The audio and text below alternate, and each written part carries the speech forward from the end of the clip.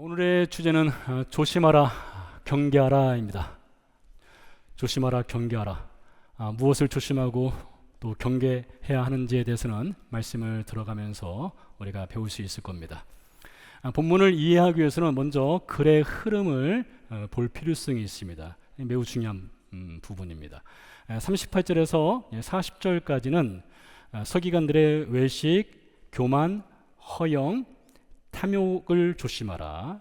그리고 홀로 사는 여인의 가산, 집, 재산을 삼키고 오래 외식으로 기도하는 그들에게는 판결이 있을 것이다 라는 말씀이 있고, 이어지는 41절에서 44절에서는 그 유명한 홀로 사는 여인이 생활비 전부를 하나님께 헌금하는 내용이 있습니다.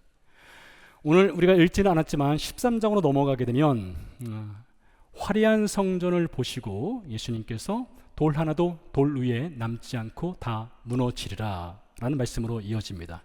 이게 세 개의 조각의 하나의 드라마를 이루는 장면이거든요. 그러니까 서기관의 외식에 대한 책망과 심판, 가난한 여인의 헌금, 성전 파괴, 이런 글의 흐름이 있다는 것입니다. 자, 38절을 보도록 하겠는데요. 38절은 이렇게 시작합니다. 예수께서 가르치실 때에 예수님께서 성전 마당에서 지금 백성들에게 말씀을 가르치고 있습니다. 그리고 오늘의 가르침은 예수님의 공생애 중에 마지막 공개 강의, 공개 수업입니다. 이 시간 이후부터는 예수님께서 제자들에게만 말씀을 가르치시죠. 마지막 공개 수업의 주제를 보니까요, 이것입니다. 서기관의 외식, 교만, 허영, 탐욕에 관한 것입니다. 그 자리에 서기관들이 있거든요. 매우 불쾌하고 불편하고 또 분노를 살 만한 그런 주제로 예수님 마지막 강의를 하시는 겁니다. 근데 본문과 같은 내용이 누가복음 20장에 기록되어 있는데요, 거기는 단 두 구절밖에 없습니다. 그리고 같은 사건을 다루는 마태복음 23장에 보게 되면 무려 36절이나 내용이 되어 있습니다. 상당히 길죠. 그래서 마태복음 23장에서 몇 가지를 가져왔는데요, 서기관에 대한 예수님의 책망, 심판의 메시지입니다. 이렇게 말하고 있습니다. 서기관들은 천국문 앞에 서서 자신도 천국문으로 들어가지 않고 천국으로 들어가려 하는 사람들도 막아서고 함께 지옥 가자 하고 손잡고 지옥길로 인도하는 사람들이다. 그들은 외식과 불법을 자행한다. 뱀들아, 독사의 자식들아. 예수님이 직접 말씀하신 거예요. 뱀들아, 독사의 자식들아. 너희가 어떻게 지옥의 판결을 피할 수 있겠느냐? 매우 날카롭죠? 비수를 꼽는 것 같죠? 이런 날이선 책망과 심판의 메시지를 서기관들에게 전하는 내용이 마태복음 23장에 있습니다. 그리고 그 축약본이 오늘 마가복음 우리가 읽은 12장의 본문인 거예요. 자, 예수님의 책망을 받는 이 서기관들, 그들은 주로 바리새파에 속한 사람들이었습니다. 바리새파 하면은 율법에 충실하죠. 전통에 충실하죠. 오늘날 교회로 본다면은 우리 침례교와 비슷하다고 할 수도 있어요. 보수적이죠. 하나님 말씀을 믿고 하나님 말씀대로 살려고 노력을 하는 사람들입니다. 특별히 그 중에서 서기관들은 가르치는 사람들이니까 교회 목사, 교회 선생님, 교회 영적 리더들이라고 할 수가 있습니다. 누가 보더라도 적어도 겉으로 보기에는 신실해 보이고 그리고 믿음이 있는 사람들로 여겨질 수 있겠죠. 근데 그런 서기관들이 예수님의 마지막 수업 자리에서 이렇게 날카로운 책망과 심판의 메시지를 왜 들어야만 하는 것일까요? 38절 39절입니다. 예수께서 가르치실 때에 이르시되 긴 옷을 입고 다니는 것과 시장에서 문안받는 것과 회당의 높은 자리와 잔치의 윗자리를 원하는 서기관들을 삼가라. 삼가라 이 말은 주의하라, 조심하라 이 말이죠. 그들은 긴 옷을 입고 다녔습니다. 구약 성경에 보게 되면 긴 옷을 입는 사람들이 정해져 있었습니다. 성막 혹은 성전에서 제사 일을 하는 제사장들입니다. 드레스 코드가 있었어요. 제사장들은 제사 업무를 볼 때에 발목을 가리는 옷을 입도록 하였습니다. 왜 긴 옷을 입을까요? 그것은 제사장들에게 거룩과 구별된 삶을 살라라는 상징적 의미를 부여하는 것입니다. 옷이 거룩한 것은 아니죠. 옷이 구별된 건 아니죠. 제사장들의 삶이 구별되고 거룩할 때 그 옷에 의미가 있는 것 아니겠습니까? 서기관들도 제사장들처럼 긴 옷을 입었어요. 그리고 스스로 말하는 거죠. 우리는 구별되었다. 우리는 거룩하다. 스스로 구별됨과 거룩함을 옷으로 표현하는 것입니다. 이 서기관들은 또 허리에 옷술을 달았습니다. 옷술은 일종의 끈이라고 할 수가 있어요. 민수기서 15장에 보게 되면 이스라엘 모든 남자들은 하나님의 계명을 지킨다는 의미로 옷술, 청색의 옷술을 달라고 했습니다. 사방으로 달거든요. 여러분들이 혹시 길거리에서 종교성이 있는 유대인들을 보거나 회당에 가서 유대인들을 본다면 허리춤으로부터 이렇게 아래쪽으로 내려온 옷술을 단 유대인들 볼 수 있어요. 그 색깔이 청색입니다. 옷술을 청색으로 물들이는 염료가 있는데 예수님이 시대 당시에 가장 비싼 염료, 청색으로 물드는 가장 비싼 염료는 달팽이 피입니다. 여러분 달팽이 피가 청색, 푸른색이란 것 아셨는지 모르겠습니다. 당시에 달팽이 피 1g은 오늘날 가치로 환산하면 3,000달러 정도입니다. 엄청나죠? 달팽이 피 1g이 3,000달러의 가치가 있었어요. 근데 보통 사람은 그 달팽이 피로 물들인 청색 옷술을 달 수가 없겠죠. 너무 비싸니까요. 하지만 서기관들은 백화점에 가서 다른 것도 아니고 달팽이 피로 물들인 그 옷술을 사는 겁니다. 백화점에서는 VVIP 고객으로 여겨질 수 있겠죠. 게다가 그들은요 옷술을 길게 늘어뜨렸습니다. 옷술이 길어지면 길어질수록 염료가 더 들어가니까 얼마나 비싸겠어요. 자, 근데 서기관들은요 당시에 서기관이라는 그것이 직업이 아닙니다. 서기관은 봉사직이에요. 말씀을 배우고 연구해서 사람들을 가르치는 선생이기 때문에 그건 봉사직입니다. 물론 학생들이 이제 선생님께 이제 감사의 표시를 할 수는 있겠지만요. 그들이 얻을 수 있는 공식적으로 얻을 수 있는 수입은 법적인 문서를 대신 써주는 것입니다. 우리나라의 법무사와 같은 거예요. 법정 문서를 써주고 약간의 수입을 얻는 사람들입니다. 근데 큰 돈을 버는 직업이 아니에요. 그런데 그런 사람들이 어떻게 사치스러운 긴 옷을 입고 그렇게 고급진 옷술을 달고 다닐 수 있을까요? 그들은 도대체 어디서 나는 것일까요? 잠시 뒤에 그것을 찾아보도록 하겠습니다. 그에 앞서서 예수님의 책망을 더 들어볼게요. 이렇게 말씀하셨습니다.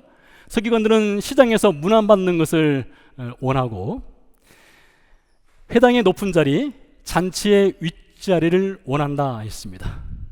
사람들은요 서기관을 랍비, 선생이라고 불렀습니다. 랍비, 히브리 말로 라브에서 온 겁니다. 라브란 말은 높다, 위대하다, 고귀하다, 존귀하다 이런 의미가 있어요.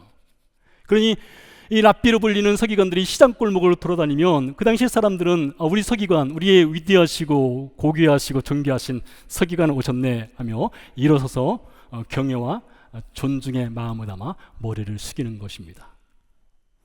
마음이 울적할 때, 심심할 때 시장 골목을 돌아다니면서 한 바퀴 돌면은 사람들로부터 인사도 받고 아니 얼마나 기분이 좋겠습니까? 또 자신을 좀 특별하게 여길 수 있는 그런 기회도 삼을 수 있죠.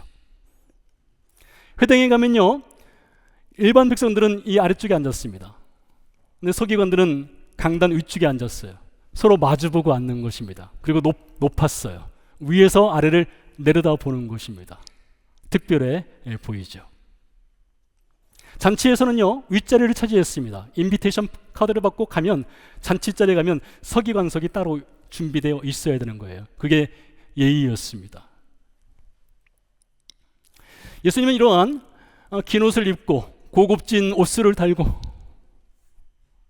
회당의 높은 자리에 앉고 잔치 윗자리를 앉는 이 서기관들을 향해서 외식한다, 교만하다, 허영이 있다, 탐욕을 부린다 하며 책망하시고 그들을 조심하라 라는 글귀를 칠판에 쓰어 내려가고 있는 것입니다.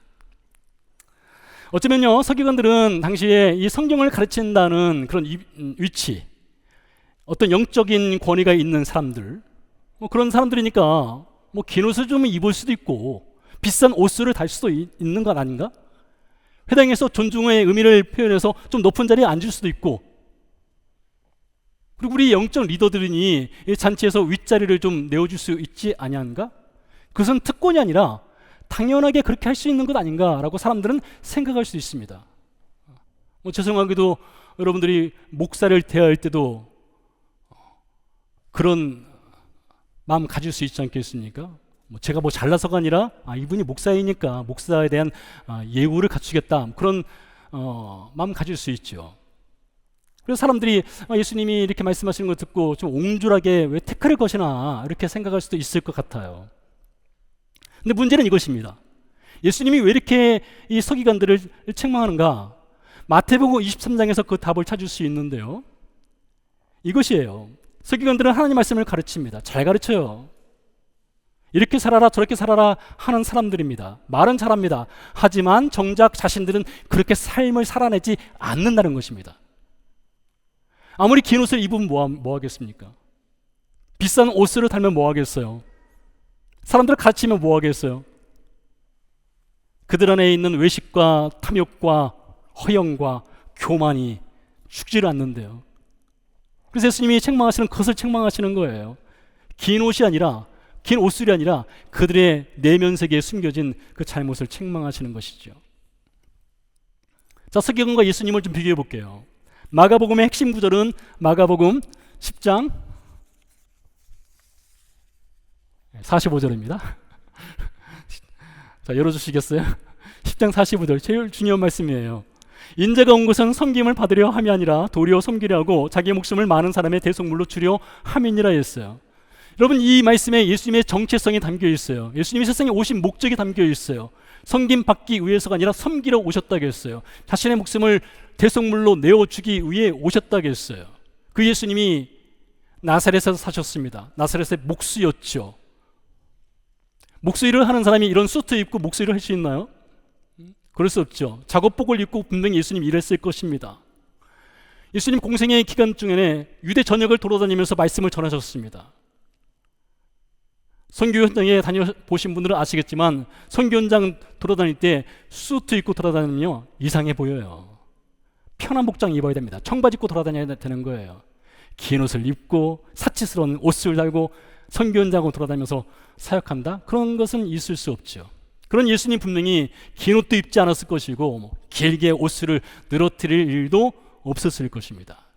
대신 예수님 앉으시는 자리를 보게 되면 거의 대부분 예수님은 죄인과 세리들과 함께 앉았습니다. 같은 눈높이에서요. 같이 식사를 했어요. 높아지기 위해서 오신 분이 아니니까요. 예수님이 한 번 높아진 적이 있습니다. 한 번 올라간 적이 있어요. 단 한 번이요. 그 자리가 바로 십자가입니다. 그 자리가 십자가예요. 골고다 언덕에 있는 십자가에 한 번 올라갔다고요. 나머지는 예수님이 항상 아래쪽에 계셨습니다. 그러한 예수님과 서기관들을 사람들이 보는 겁니다. 그리고 사람들이 서기관과 예수님을 비교해서 마태복음 7장 28절 29절에서 이렇게 말을 합니다. 예수께서 이 말씀을 마치심에, 이 말씀은 예수님이 마태복음 5장에서 7장에 있는 그 유명한 산상수훈을 마치신 거예요.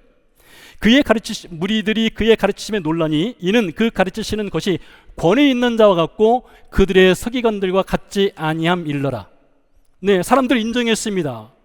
서기관들의 영적 권위를 인정했어요. 영적 리더십 인정했습니다. 그들로부터 배웠습니다. 그들을 존중했습니다. 경의를 표했습니다. 그러나 알았습니다. 그들의 말이 삶으로 이어지지 않는다는 것을요. 그리고 그들은 알았습니다. 예수님은 말씀하시면 그 말씀이 삶으로 열매 맺는다는 것을요. 그래서 예수님의 권위를 그들이 알고 놀라고 인정하고 그런 것이에요. 자, 위에서 질문을 했죠. 서기관은 많은 돈을 버는 직업도 아닌데 어떻게 그렇게 사치스러운 긴 옷을 입고 달팽이 피로 물들인 그 고급진 옷을 달 수 있었는가? 그 돈은 도대체 어디서 나는가? 그에 대한 답이 40절에 있습니다. 그들은 과부의 가산을 삼키며 외식으로 길게 기도하는 자니 그 받는 판결이 더욱 중하리라. 자, 그들은 홀로 사는 여인의 가산, 재산, 집을 삼켜버렸습니다. 자, 이 장면을 두고 어떤 학자들은 이렇게 말합니다. 서기관들이 그 당시 홀로 사는 여인들의 재산을 관리해 주겠다 하면서 재산을 몰래 빼돌리는 일을 했다.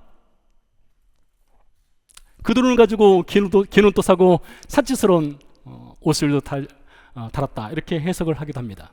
그럴 수도 있겠다 싶습니다. 근데 제가 주목하는 것은 그 다음 말씀입니다. 이렇게 말씀하고 있어요. 외식으로 길게 기도한다 했습니다. 외식으로 길게 기도한다. 사람들에게 보이기 위해서 기도 시간을 길게 갖는다. 뭐 그런 일이 있어서는 안 되겠지만 무속인을 찾아간다면 여러분, 무속인들이 기도를 해주죠.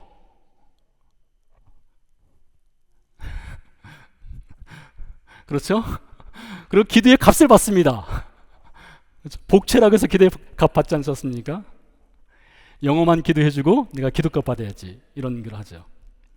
근데 예수님 시대 당시 문헌을 찾아보면 서기관들이 그들과 똑같은 짓을 했습니다. 무속인처럼 기도값을 받았어요. 서기관의 기도에 무슨 소비자 권장 가격이 있는 것은 아닙니다. 근데 이들이 이런 거죠. 내가 당신을 위해서 기도해 주겠습니다. 한 선호는 기도에 선언하고 다른 선호는 그러니 이것 좀. 이게 뭔지 아시죠? 바치는 돈의 액수에 따라서 기도의 시간이 길어질 수도 있고 짧아질 수도 있습니다. 기도가 고무줄처럼 돈의 액수에 따라서 늘어나고 줄어드는 것이었어요. 내가 기도하면 당신이 복을 받을 수 있다 라고 말했고, 기도로 돈벌이를 했습니다. 사회에서 가장 연약한 사람들, 보호의 사각지대에 놓여있는 홀로 사는 여인이 이 서기관의 화려한 긴 옷, 최고급 옷수를 구입하는데 스케이프코트, 희생양이 된 거예요. 문제는요, 서기관들이 이렇게 기도를 통해서 돈을 벌었는데 서기관들에게 기도 부탁을 하려면 그 당시에는 당연히 돈을 드려야지, 이것이 그 당시에 일반적인 사람들의 생각이었어요. 서기관들이 기도하면 우리가 복 받을 수 있지, 이건 역시 그 당시에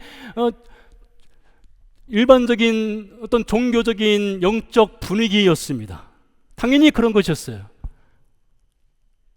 근데 누가 그런 분위기를 만들었느냐, 이것이죠. 그 만든 사람들이 당연히 서기관들입니다. 서기관들이 만든 거예요. 그들은 말씀과 영적인 권력을 가지고 은근슬쩍 천천히 공을 들여서 사람들에게 기도하면 복을 받는다, 돈을 내라, 이것을 은근슬쩍 쌓아 올린 것입니다. 그것이 사람들에겐 가스라이팅, 자신도 알지 못한 채 가스라이팅 된 것입니다. 그리고 오늘 우리는 이 서기관들의 가스라이팅으로 인해서 안타깝고 또 분노할 만한 하나의 예를 이어서 보게 됩니다. 41절입니다. 예수께서 헌금함에 대하여 앉으사 무리가 어떻게 헌금함에 돈 넣는가를 보실새 여러 부자는 많이 넣는데, 예수님 당시 성전 마당에는요 13개의 헌금함이 놓여 있었습니다. 그 모양은 나팔 모양이었어요. 구리로 된 것이었죠. 아래쪽에는 사각형 모양이었고요. 헌금함이 왜 13개인가? 오늘날 교회도 다양한 목적의 헌금이 있지 않습니까? 그런 것처럼 예수님 시대 당시에도 다양한 목적의 헌금이 있었습니다. 뭐 예를 들면은 성전을 아름답게 꾸미기 위해서 헌금을 해야 됐고, 제사를 드리려면 나무가 필요해요. 나무를 떼야 되니까요. 나무를 사기 위해서도 헌금이 필요하고, 제사장 일을 하는데도 헌금이 필요하고, 뭐 기타 등등, 뭐 감사해서 헌금을 할 수도 있고, 13개의 헌금함이 놓여 있었어요. 목적 헌금이죠. 그래서 사람들이 와서 동전을, 그 나팔 모양의 구리로 된 헌금함에 동전을 넣으면 동전이 쪼로로로 굴러서 바닥으로 떨어지면서 쨍그랑 하고 소리가 나는 것입니다. 그런 구조였어요. 예수님 마지막 수업을 마치시고 헌금함 옆에 앉으셨습니다. 바로 저 뒤에 있는 우리 교회 헌금함이에요. 네. 그리고 사람들이 오고 가면서 헌금함에 돈 넣는 것을 보셨습니다. 그 중에 여러 부자가 와서 헌금함에 많은 동전을 넣는 것을 보셨어요. 그리고 42절로 넘어갑니다. 한 가난한 과부는 와서 2렙돈 곧 한 고드란 들을 넣는지라. 홀로 사는 여인이 헌금함 앞에서 돈을 꺼냈습니다. 동전 2입입니다. 입을 벌리고 있는 나팔관에 그 동전 2개를 떨어뜨렸습니다. 동전은 구리관을 타고 아래로 떨어집니다.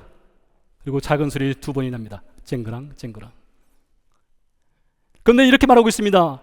그녀는 자신의 생활비 전부를 드렸다.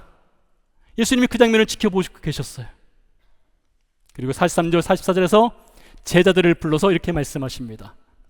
예수께서 제자들을 불러다가 이르시되 내가 진실로 너희에게 이르노니 이 가난한 과부는 헌금함에 넣는 모든 사람보다 많이 넣었도다.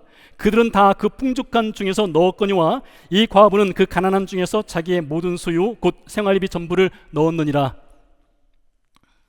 예수님이 홀로 사는 이 가난한 여인의 헌금에 대해서 제자들에게 말씀하셨습니다. 이렇게 말씀하셨어요. 홀로 사는 여인이 모든 사람보다 많은 헌금을 하였다. 여러분, 그녀가 넣은 2렙돈 동전 2입의 가치가 얼마인지 아십니까? 그 당시 노동자가 하루 일해서 버는 돈의 64분의 1입니다. 64분의 1이요.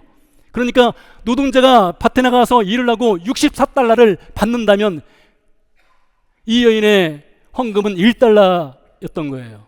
얼마나 작은 가치입니까? 근데 예수님 말씀하셨어요. 이 여인이 그 누구보다 많은 헌금을 하였다. 그러니 이 1달러를 가지고 많은 액수를 말한 건 아닌 거죠. 예수님은 어떤 돈의 금액을 말씀하신 것이 아닙니다. 대신에 예수님이 말씀하신 것은 이것이죠. 그녀가 자신의 생활비 전부를 드렸다. 이렇게 말씀하신 것이죠. 자, 홀로 사는 가난한 여인이 생활비 전부를 헌금하였다는 이 말씀을 가지고 독자인 우리들이 이것을 어떻게 해석하면 좋을까요? 이것은 우리 신자들이 올바른 헌금 생활을 하라는 예수님의 가르침일까요? 아니면 다른 가르침일까요? 어떤 이들은 이 말씀은 올바른 헌금 생활에 대한 주옥 같은 가르침이다라고 말합니다. 성경에서 가장 아름다운 헌금의 예다라고 말을 하기도 하죠. 또 어떤 이들은 또 이렇게 말합니다. 아니다, 그것은 서기관들의 탐욕의 희생양이 된 여인에 관한 이야기다, 이렇게 말을 하기도 합니다. 양쪽 해석이 가능하다고 생각합니다. 랍비들은 성경을 해석할 때에 성경에는 70가지의 얼굴이 있다고 했습니다. 그러니까 다양한 방법으로 성경을 보고 해석할 수 있다는 것이죠. 우리도 다양한 방법으로 이 장면을 가지고 해석을 할 수 있을 것 같습니다. 자, 그렇다 하더라도 성경 기록자가 의도한 것을 찾으려 하는 노력, 그리고 좀 더 정확한 의미를 찾으려 하는 노력은 설교자의 과제이기도 합니다. 그리고 저는 이 말씀이 올바른 헌금 생활에 관한 것이 주된 내용이 아니라고 생각합니다. 왜냐하면 제가 설교 초반에 말씀드린 대로 이 글의 흐름을 보실 필요성이 있습니다. 첫 부분에서는 서기관들의 외식과 교만과 허영과 탐욕에 관한 말씀과 그들의 홀로 사는 여인의 재산을 삼켜버린다는 말씀, 그리고 마지막에서는 성전이 무너진다는 말씀, 그 중간에 끼어 있는 것이 이 홀로 사는 여인의 헌금이에요. 근데 그 흐름을 보면은 갑자기 책망을 하다가 심판의 메시지를 전하다가 갑자기 헌금 생활은 이렇게 해야 돼? 라고 하는 것이 글의 흐름상 매우 부자연스럽습니다. 잠깐 사도행전 2장으로 가볼게요. 사도행전 2장에 보면은 예루살렘 교회가 개척된 후에 교회 신자들이 자신의 재산을 모두 팔아서, 전부 팔아서 교회에 가져오고 헌금을 해서 그것을 가난한 자들에게 나눠 주었다는 아름다운 헌금의 예가 있습니다. 고린도서 8장으로 넘어가면 마게도냐에 살고 있는 극심한 가난한 사람들이 자신의 힘에 지나도록 넘치도록 하나님께 헌금하였다, 기쁜 마음으로 헌금하였다는 내용이 있습니다. 여러분, 이 두 개의 본문은 헌금에 관한 아름다운 사례는 될 수 있지만 그것이 헌금의 스탠다드, 어떤 기준은 아닙니다. 여러분, 그걸 아셔야 돼요. 사도행전 2장의 헌금이 모든 헌금 생활의 기준은 아닙니다. 좋은 예예요. 아름다운 예입니다. 고린도후서 8장의 그 예가 가난 중에도 헌금을 넘치도록 한 것이 아름다운 예는 될 수 있습니다. 복된 예는 될 수 있어요. 그러나 그것이 모든 헌금의 기준은 아닌 것입니다. 마찬가지로 홀로 사는 가난한 여인이 생활비 전부를 헌금한 것 역시 그녀는 아마 어쩌면 순수한 마음으로, 감사하는 마음으로 헌금했을 수는 있겠으나 그것이 모든 헌금 생활의 모범은 아닌 것입니다. 자, 말씀을 보십시오. 말씀에 이렇게 말씀해 보면 예수님이 이 여인을 칭찬했다는 말은 한마디도 없습니다. 예수님 이 여인의 헌금을 두고 그렇게 크게 칭찬을 하지 않으셨어요. 여러 부자들이 많은 헌금을 했죠. 풍족한 중에서요, 예수님께서 그 부자들을 향해서 너희는 왜 이렇게 인색하냐, 더 낼 수 있지 않느냐 라고 책망하지 않으셨습니다. 생각해 보세요. 그 여인의 헌금은요 64분의 1입니다 64달러라면 1달러 헌금을 한 거예요. 예수님 말씀하셨죠. 이 여인은 생활비 전부를 헌금으로 냈다. 어쩌면 그 여인에게는 하루 종일 굶고 있는 아이들이 있을지도 몰라요. 그 아이들에게 사줄 수 있는 빵과 우유 한 모금을 헌금으로 드린 거예요. 사실 그 여인은 생활비를 드린 것이 아니라 생존비를 드린 겁니다. 생존비. 그래서 우리가 주목할 것은 이것입니다. 주목할 것은 그런 그녀가, 이 가난한 여인이 왜 자신의 생활비 전부를 헌금할 수밖에 없었는가, 이 질문을 해야 하는 거예요. 왜 그녀는 자신의 생활비, 아니 생존비 전부를 헌금할 수밖에 없었을까요? 예수님 시대 당시에 유대의 문헌들을 보면 재미있는 장면을 발견할 수 있습니다. 사람들이 헌금 앞에서 헌금을 드리잖아요. 그러면 그 주변에 누가 있느냐? 서기관들이 있어요. 서기관들이 눈여겨보다가 헌금을 드린 사람들에게 가서 내가 당신을 위해서 기도해 주겠소 라고 말을 합니다. 헌금을 했으니 복 받으세요. 서기관들은 적절하게 말을 잘 요리를 합니다. 그리고 헌금은 물질의 복을 받는 지름길입니다 라고 말을 하죠. 더 많은 헌금을 하도록 권면합니다. 복을 구하는 기도를 해줍니다. 그리고 그 불쌍한 여인은 이 서기관의 그 기도 한번 받기 위해서, 나도 저 기도 한번 받으면은 나도 물질의 복을 누릴 수 있지 않냐할까 하여 생활비가 아닌 생존비를 드리는 겁니다. 그래서 이 서기관의 축복을 가장한 탐욕의 희생양이 되어버리는 거예요. 자, 그렇다면 이 여인이 드린 헌금은 적지만 이 여인이 드린 헌금은 서기관의 손으로, 수중으로, 주머니로 들어가는 것일까요? 아닙니다. 그렇지 않아요. 이 여인을 포함해서 그 자리에 모인 사람들이 드리는 헌금의 대부분은 성전을 꾸미는 데 사용되었습니다. 제사를 드리는 데 사용되었어요. 근데 여러분 잘 들어보세요. 고대 시대 당시에 화려하고 웅장한 신전은 곧 종교 권력을 나타내는 것입니다. 종교 권력이 커지면 커질수록 신전은 화려해집니다. 종교 권력 파워가 세지면 세질수록 신전은 커질 수밖에 없는 거예요. 그건 비례합니다. 신전의 크기와 종교 권력은 비례해요. 성전이 화려해질수록 성전에서 가르치는 서기관의 권력도 비례해서 화려해지고 커지는 겁니다. 성전이 커지면 커질수록 서기관의 기도 권력도 커지는 것입니다. 서기관의 기도 권력이 커지면 기도값도 올라가는 것입니다. 복을 받기 위해 더 많은 돈을 바쳐야 되는 거예요. 서기관의 직업은 돈 버는 직업이 아니라겠습니다. 근데 어떻게 그들이 화려한 옷을 입을 수 있어요? 어떻게 긴 옷수를 달 수 있어요? 달팽이 피로 물들인 긴 옷을요? 웅장한 성전과 화려하고 아름답게 꾸며지는 성전, 그것이 서기관의 권력을 키우고 서기관의 기도의 능력을 키우고 돈을 받게 되는 그런 악순환이 벌어지는 것입니다. 그것이 서기관의 돈벌이였어요.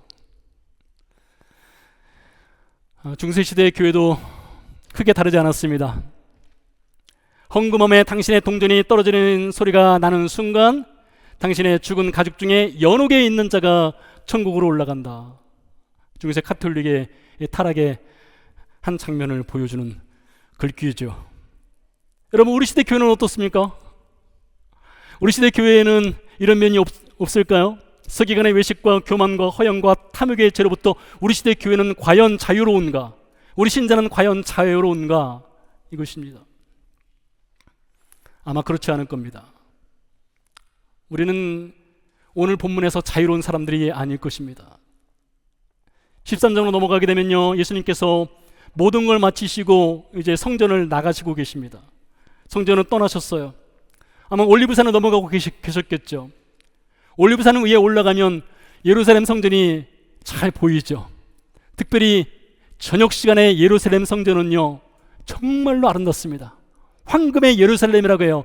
서쪽으로 해가 기울면서 예루살렘 성전을 뒤에서 비추는 것이 마치 황금빛을 이루는 듯한 그런 장면을 연출합니다. 그래서 제자들이 그 황금빛을 이루고 있는 성전을 바라보면서 예수님께 이렇게 말하고 있습니다. 13장에서요. 주님, 저 아름다운 성전을 보십니까? 저 화려한 성전을 보십니까? 그들이 감탄사를 연발할 때에 예수님께서 조용히 이렇게 말씀하시죠. 돌 하나도 돌 위에 남지 않고 다 무너지리라.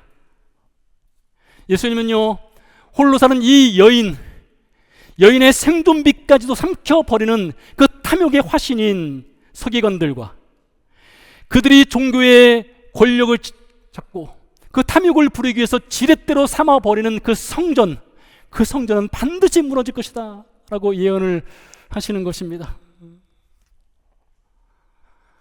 요즘 교회에서 여러 성경 공부가 있어서 여러분 성경의 역사를 어느 정도 아실 겁니다. 성경 역사 혹은 유대 역사에 보게 되면 남유다 왕국이 주전 586년에 바벨론에 의해서 망하게 됩니다. 그때 성전이 불에 타게 되죠.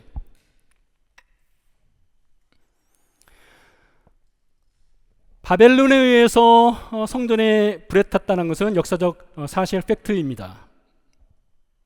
근데 사실 우리가 질문해야 될 것은 왜 그런 일이 발생했는가?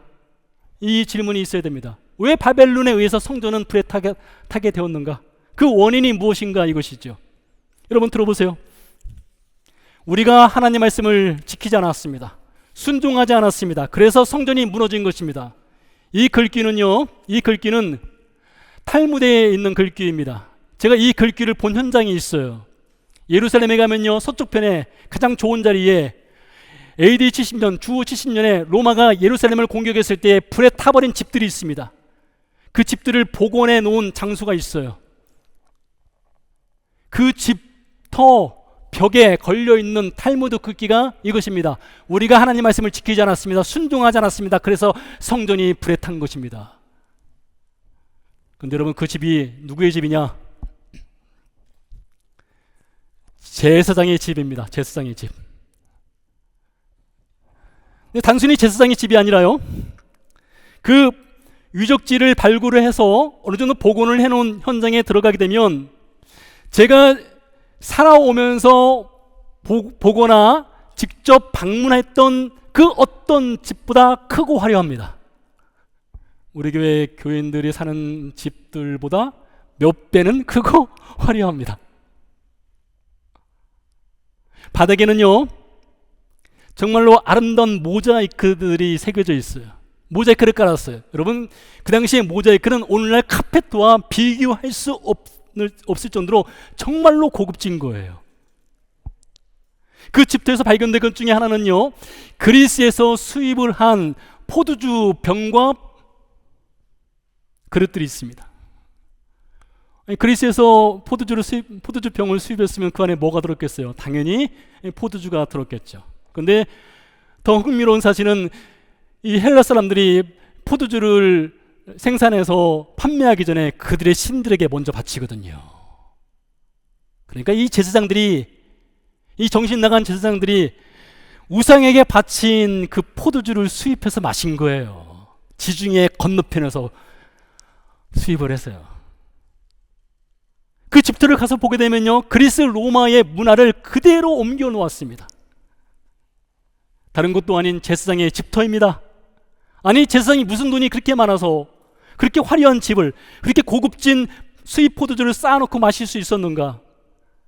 그 무너진 집터를 방문한 사람이라면 누구라도 할 법한 질문 아니겠습니까? 그 제사장이 마시는 포도주 한 방울에 바로 이 불쌍한 이 여인의 두렵돈이 있는 거예요. 포도주 한 방울이에요. 그들의 타락 때문에 성전이 무너졌다, 이렇게 탈무드는 말하는 거예요.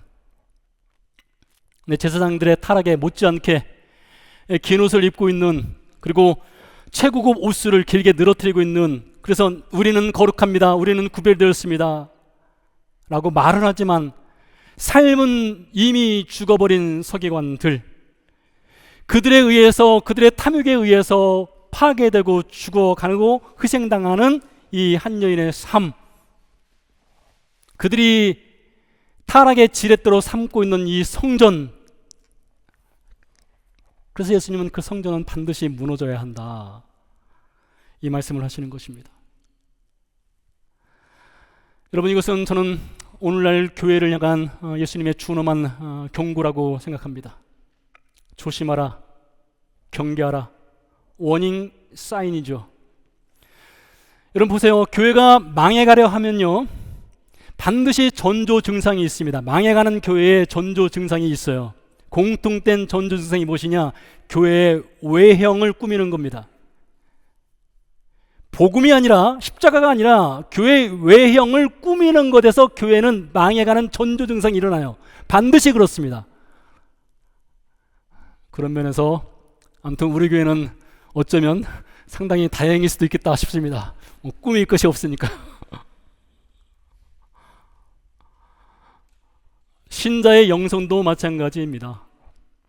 신자의 영성이 죽어갈 때 그 전조 증상, 은근슬쩍 자신도 모르게 나타나는 전조 증상이 있는데, 그 전조 증상은 외식입니다. 겉으로 꾸미는 거예요.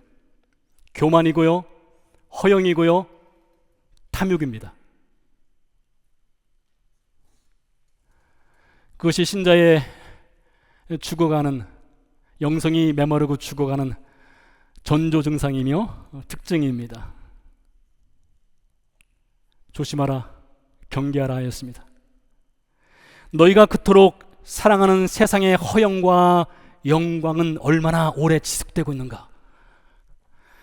단테가 신국에서 우리에게 들려주는 말씀입니다. 너희가 이 큰 건물들을 보느냐? 돌 하나도 돌 위에 남지 않고 다 무너뜨려지리라. 예수님의 경고입니다. 함께 기도하도록 하겠습니다.